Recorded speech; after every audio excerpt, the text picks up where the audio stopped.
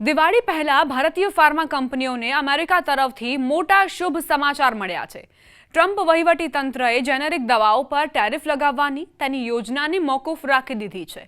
એવામાં સવાલ ઉઠવો સ્વાભાવિક છે કે એવી તો કઈ વાત છે કે આખરે ટ્રમ્પે પોતાનો નિર્ણય બદલવા માટે મજબૂર થવું પડ્યું, કારણ કે ભારત પર લગાવાયેલા 50% ટેરિફ પર ટ્રમ્પ હજુ સુધી મચક નથી આપી રહ્યા, તો જેનેરિક દવાઓ મુદ્દે આખરે કેમ એમને આ યુ-ટર્ન લેવો પડ્યો?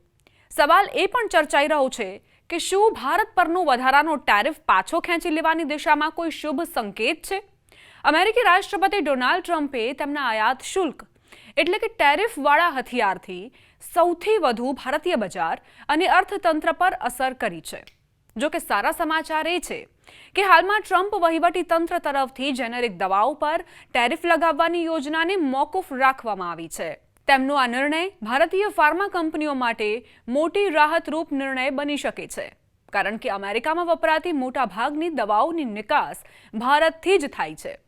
દુનિયાની અગ્રણી medical data analytics company IQVIA અનુસાર ભારત દવાઓનું એક મોટું બજાર છે અને અમેરિકા જેવા વિકસિત દેશોમાં પણ ભારતમાંથી 47% દવાઓ આયાત કરવામાં આવે છે, જ્યારે બાકીની 30% દવાઓ અન્ય દેશોમાંથી આવે છે। કદાચ એટલે જ ભારતને દુનિયાનું દવાખાનું કહેવાય છે।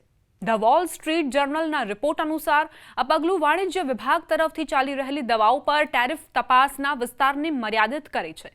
તપાસમાં જાણવા મળ્યું છે કે જેનેરિક અને નોન જેનેરિક બંને પ્રકારની તૈયાર દવાઓ સાથે સાથે દવા નિર્માણમાં વપરાતા કાચા માલને પણ તપાસ આધીન રાખવામાં આવશે।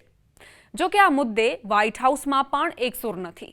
એક જૂથનું કહેવું છે કે બહારની દવાઓ પર ભારે ટેરિફ લગાવવામાં આવે, જેથી દવાઓ બનાવવાની કામગીરી અને દવાઓનું બજાર ફરી અમેરિકામાં આવી જાય, જ્યારે બીજા જૂથનું કહેવું છે કે જેનેરિક દવાઓ પર ટેરિફ લગાવવાના કારણે અમેરિકામાં દવાઓની કિંમતો વધશે અને માર્કેટમાં દવાઓની તંગી સર્જાશે।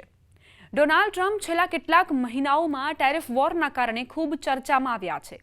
ચીન પર લગાવાયેલા ટેરિફ પછી તેમણે અમેરિકી કૃષિ ઉત્પાદનોની ખરીદી બંધ કરી દીધી હતી।